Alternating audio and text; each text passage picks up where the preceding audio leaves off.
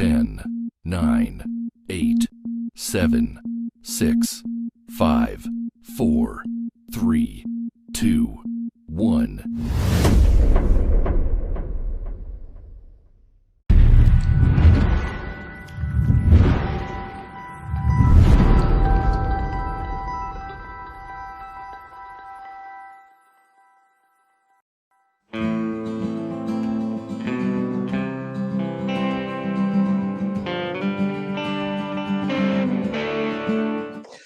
Hi and welcome to Dax Chats. This is episode 13. Yes, I am counting them now. This is episode 13, and today we have somebody that's pretty new to the scene that I know of. She's come out with an album called Blue Skies, Open Eyes. I'll get that right.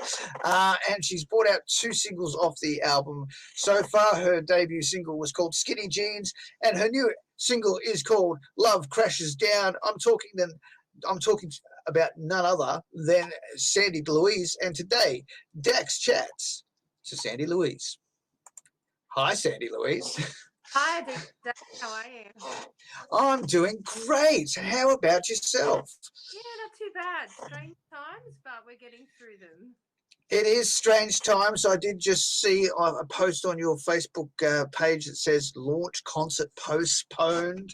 So you were planning to do a big launch concert for your album with Mackenzie Lee, Georgina Grimshaw, and of course Bill Chambers.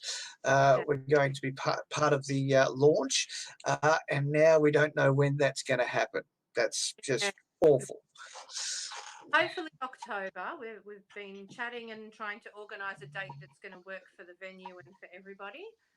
But it was actually the first weekend when everything shut down here that my launch was planned for. So it was quite disappointing to get up to that point, and everything was packed and ready to go. But I still went ahead with the digital release, and I did my first Facebook Live. So that's up Facebook page. Yeah. So yeah, I guess being a brand new artist to me and to many people, tell us where Sandy Louise came from and how it all transpired. Well, look, I love to sing and was in choirs my whole life through school. When I was 18, I picked up the guitar and I thought, I'm going to start songwriting. But I guess I've waited quite a while to really put my music out there. I had my family first. But yeah, this Blue Skies Open Eyes is the second album I've released as Sandy Louise. The first one was back in 2017. But this one, I feel like I didn't know as much when I released that, the other side, in regards to getting myself out there. And, I've come a long way. It's been great to see my music from this album being so enjoyed. But, Casey Chambers and Bill Chambers, I guess, have been music icons for me. And to be able to have Bill Chambers record and produce the album definitely gave me the sound that I wanted out of my music. I've played around with a lot of folk, alternative rock, and country styles, but really happy with the result from this album. And a lot of my songwriting it's about life. There's songs in there that I feel people from all walks of life would go, wow, it's like she's telling my story, which some of the feedback I've had, which is lovely. That's great. That's great. So yes, you got to produce with Bill Chambers. What was the experience like in a studio with somebody so iconic? To be honest, I was really nervous when I first got to the studio, not working with him before. But it was fantastic. He is such a down-to-earth Aussie bloke, incredibly talented. When I went to the studio, I guess I had my acoustic tracks and my idea of, what it could sound like. And to sit back and watch him after I'd put down my vocals and that, pick up multiple instruments and just build around what I had. There's four tracks on the album that he is singing with me. Just incredible. And it was like Christmas every time I got sent one of the tracks. The mixes. It's amazing. I'm waiting for my Christmas, as you know. Yeah. So I guess, you know, like, it's got to be hard bringing something out into the world in this pandemic we're in. I mean, how did you feel about, you know, losing that momentum straight from the get-go? Like, as you said, your album launch was supposed to be like the week of the pandemic hitting, or 2 days after the pandemic hit. Like, you're just building all this momentum, and then suddenly, bang, it's all gone. How do you cope with that? Look, I was crushed, and you know, musicians would relate to that. You know, you work so hard to go through the whole songwriting process, then you record it, it's mastered, you've got it printed, you've packed everything for your launch, you've got all your merchandise, and so many people are involved in an event like a live album launch. And as things were starting to look like, oh, you know, venues were starting to get restrictions already, and I was like, no, I've worked too hard for this. I don't even care if there's only 10 people there. I just want to do my live. And then I've got the digital media with all of the videos from the launch to support promoting my album if this is what we're going to have a lockdown. And then,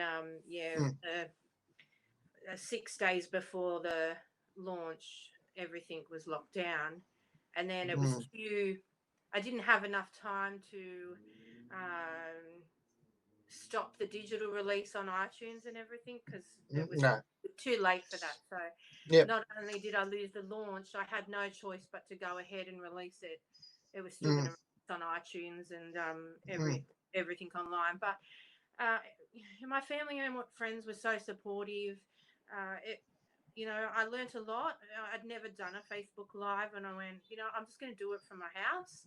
And still, you know, I've had thousands of views on that Facebook Live, which is awesome. And to think now that I'm at the point where some venues are starting to book live gigs. I've got my very first live gig coming up this Saturday. So that's really exciting. And, you know, as much as the disappointment hit me, I knew that I would still get to have the launch concert, and now I'm in the process of replanning that. So I can't dwell on all the negatives, otherwise it just makes it worse. No, we can't. I mean, you know, if we all sat in squalor, you know, and worried about, you know, the world ending and stuff like that, things like your album wouldn't have come out.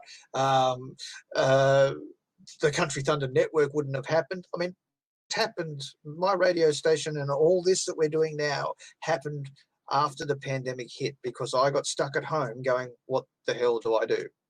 So from the pandemic, I think good things have come as well. So, like, I always look at the positive side of it. Well, I try to look at the positive side of it. Obviously, being in China, there's been a lot of negativity from the world against China. It's nice to see some of your posts, you know, to bring it back to reality, because I'm not one to really get into the news, but you know, the media is really only showing us what they want us to see in Australia, but we know that there is other sides to that story.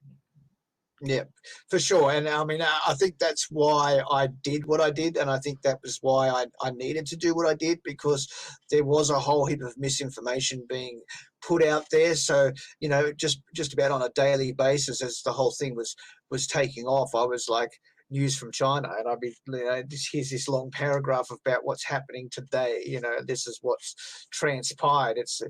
And it was never as bad as what the world mainstream media thought it was. Yeah. And now it's just gone crazy, out of control in another country. So, you know, that's their problem to deal with. Oh, and let's not talk about Victoria. What's going on down there, hey? Yeah, well, we're hoping that that doesn't happen in New South Wales, because that's where I am. Well, you're on the central coast of New South Wales, right? Newcastle. Oh, you're in Newcastle. Well, my mother's on the central coast, and I know that during some of the pandemic, parts of Newcastle and parts of the central coast were actually hotspots. Yeah, yeah, not near me. Mm. Yes. Mm. I work in childcare, so my life kept going. You know, when it Yeah. first initially shut down, I was still doing my 9 to 5 job as such on with that. But it was very different to see everything get shut down. Oh yeah, it's been very different. You know, like you think I live in a city of the population of Australia, all in one city, right? That's you've got 26 million. You've got 26 million people in all of Australia. There's 26 million people in Beijing, and that's where I lived when this all took off. And you think about a city like that that is so busy becoming a ghost town almost overnight. Like, it was crazy weird. At least everyone, is taking it seriously, for the most part, and doing the right thing. To a point. I mean, in Australia, it's looking like, people did take it seriously. There are the few idiots that have done some crazy stuff, and we won't get into that. But Victoria's not looking so good right now, and I do believe that New South Wales has had some extra cases over the last couple of days, which is not something that I wanted to see, but. South Australia has now got cases again as well. So I was speaking to Matt Ward. Just 2 days ago, and he was currently in Sydney recording for his new album. And basically, while he was in Sydney, the restrictions changed in South Australia again. So he had 2 flights cancelled, and he has to go back into quarantine when he goes back to home. Goes back home. So it keeps changing on a daily basis. You never know what's going to happen in Australia. Right. That's today. New South Wales has got further restrictions that have started to come back into place. So we're hoping full lockdown, but fingers crossed. We can pull back in line and do the right thing and we really want to see the live music scene pick back up. For sure, absolutely. Now let's get off the bad, and let's go back to the positives. Your first single was Skinny Jeans. Let's talk us through the song. What was the inspiration for that song? Skinny Jeans almost didn't even make it on the album. I actually wrote it for my partner as a birthday present for him, and he bought a pair of skinny jeans, and the first time I wore them, he came to see one of my gigs, and his birthday was coming up, so it's almost a year old now that I wrote that song. But I have to admit, I wrote it in about 2 hours and did a rough demo. And when I was in the studio, I played it for Bill, and he's like, "Oh yeah, you've got to put that one on there."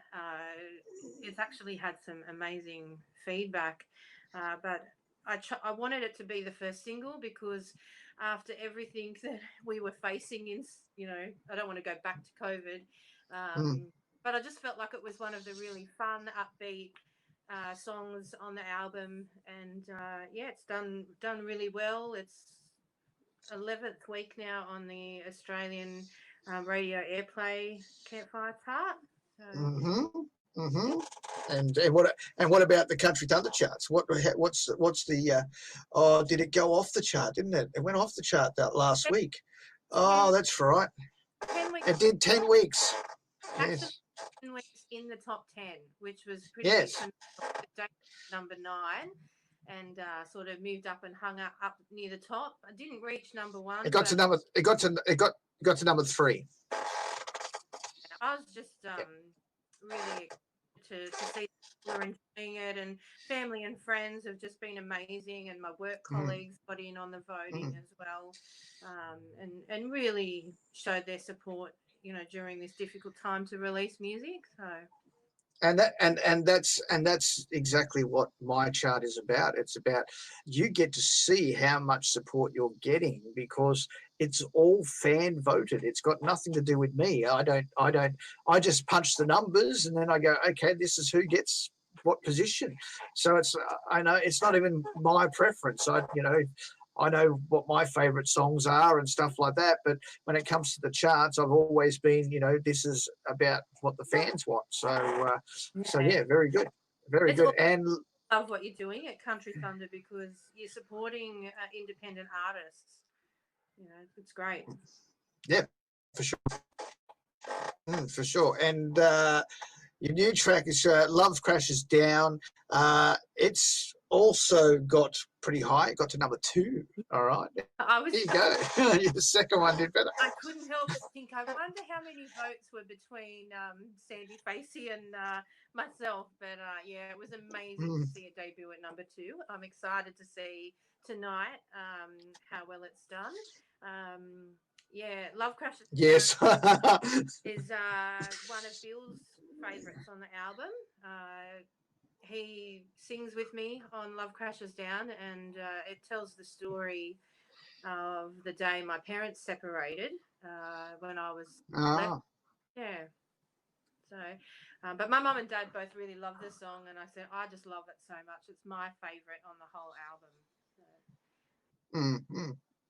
Cool. Very good.